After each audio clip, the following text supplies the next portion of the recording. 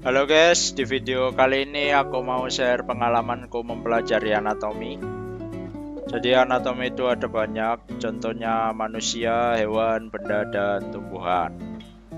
Dari masing-masing ini jenisnya ada banyak, jadi kita nggak akan bahas satu-satu, kita hanya akan bahas anatomi dari tubuh manusia.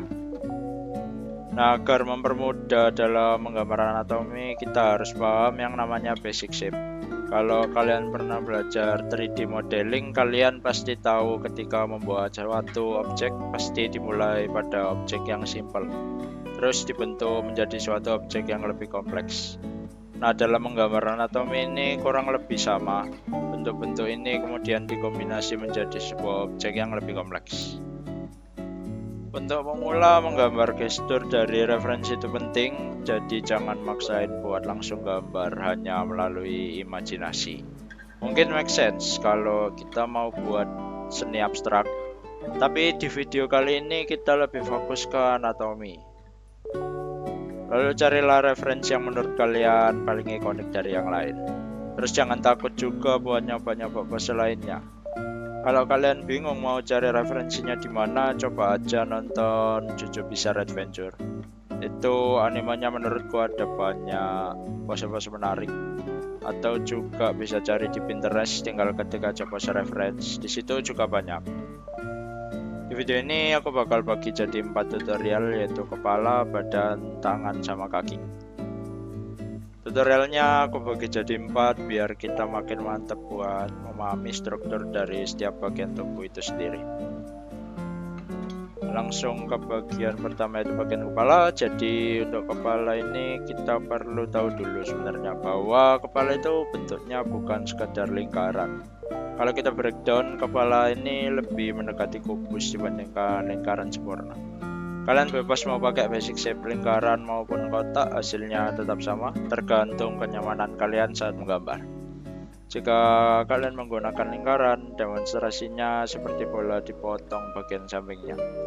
Sebenarnya ini hanya buat mempermudah kalian untuk menggambar telinga, soalnya bagian telinga itu kan lebih datar daripada bagian kepala yang lainnya gitu. Kalian juga perlu tahu kalau posisi alis itu sejajar dengan telinga bagian atas, jadi dan hidung sejajar dengan telinga bagian bawah. Jadi make sure buat nempatin matanya lebih rendah dari telinga bagian atas, terus hidungnya sejajar dengan telinga bagian bawah. Sekarang kita bagian badan. Untuk badan ini menurutku lebih mudah karena bentuknya lebih simpel. Di sini aku buat 2 bagian, atas dan bawah. Yang kalian perlu tahu itu bagian pundak dan pinggang manusia nggak lurus. Jadi usahakan menambahkan lekukan di kedua bagian tersebut. Kalau di samping demonstrasinya itu kayak gini. Untuk wanita dan pria bentuknya berbeda. Kalau wanita itu bagian pinggangnya lebih langsing, jadi lebih nge-curve, dan bagian pantatnya cenderung lebih besar.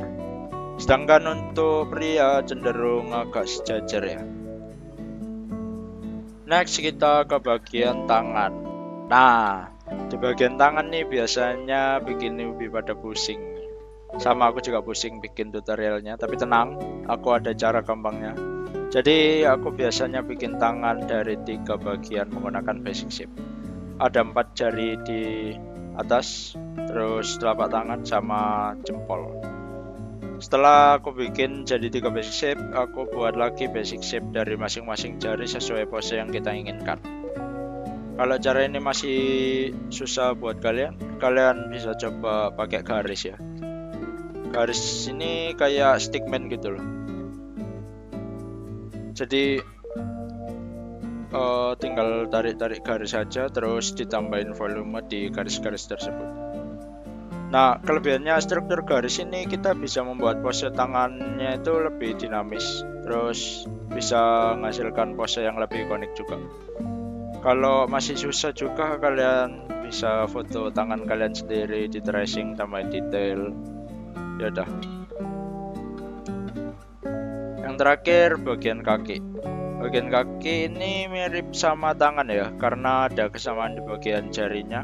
Cuma di bagian kaki ini menggunakan basic shape yang paling beda dengan bagian tubuh lainnya, yakni menggunakan segitiga sebagai basic shape. Makanya disebut segitiga sama kaki. Untuk menggambar bagian kaki ini bisa susah, bisa gampang, tergantung posisi dan postur serta posenya. Untuk demonstrasinya kurang lebih sama kayak tangan lah, jika kalian menggambarnya itu dari angle atas. Kalau masih susah juga, kalian tinggal foto kaki kalian sendiri, di tracing, tambahin detail sendiri suka-suka kalian. Udah jangan lupa upload di OnlyFans biar sekalian cuan. Nah, di antara kalian mungkin ada yang ngerasa pas gambar suatu karakter itu proporsinya kerasa kayak anak kecil gitu. Padahal kalian tuh pengennya karakternya buat kelihatan lebih mommy atau daddy gitu. Tenang aja, aku juga pernah ngalamin kayak gitu. Dan aku ada solusinya. Jadi alasan karakterku kurang kelihatan maco atau seksi itu karena kelihatan terlalu ngikutin anatomi manusia secara general. Sedangkan seni itu implementasi dari imajinasi apapun yang kita mau. Jadi kita bebas mau gambar apapun semua kita. Nah, kalau kalian tarik contoh dari fan art itu kan rata-rata biasanya lebih montok gitu, lebih semok karakter animenya. Yaitu soalnya mereka bukan terpaku dari karakter dari dunia nyata gitu. Kalau dari dunia nyata tidak seideal itu. Mungkin ada, cuma ya presentasinya sedikit. Jadi buat bikin postur anatomi kayak gitu, pertama-tama kita rombak dulu proporsi anatomi kita yang lama. Terus kita tambah yang baru. Nah, pertama-tama kita buat struktur dari tubuh menggunakan basic shape. Kalau udah jadi strukturnya, kita bisa main sesuka hati dari bagian bentuk dari keseluruhan tubuhnya. Kalian juga nggak perlu khawatir kalau bentuk dari tubuh itu keluar dari basic shape. Jika menurut kalian dengan mengubah proporsinya itu menjadi lebih baik karakternya atau lebih menarik gitu, ya kenapa enggak? Nah, yang jadi masalah dari pengalamanku kan bentuk dari sang karakter ini masih kelihatan kurang tik gitu.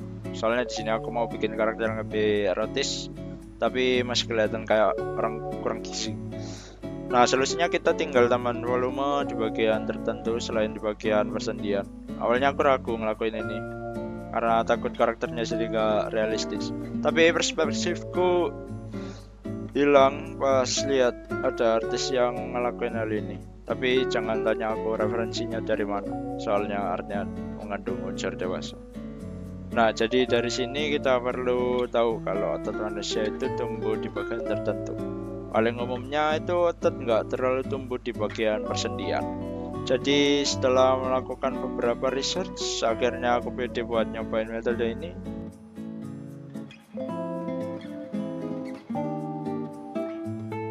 Oh ya, buat kalian yang baru mendalami tentang anatomi, sering-seringlah mencoba art style yang lainnya. Kalian bisa tanya hal ini ke semua digital artist sebelum mereka konsisten dengan art style-nya yang saat ini. Itu mereka pasti mulai dari mencoba berbagai art style sampai akhirnya ketemulah dengan art style yang mereka suka dan mereka pakai sampai sekarang. Mungkin pas kalian bertanya, ada juga seniman-seniman yang masih mencari art style-nya yang cocok buat mereka. Salah satunya di antaranya ya aku sih. Oke, gitu aja pembahasanku tentang anatomi. Semoga video ini bermanfaat buat kalian. Jangan sungkan juga buat tanya-tanya di komen. Bakal aku jawab satu-satu kalau nggak sibuk. Oke, terima kasih udah nonton video ini sampai akhir dan sampai jumpa di video selanjutnya. Bye bye.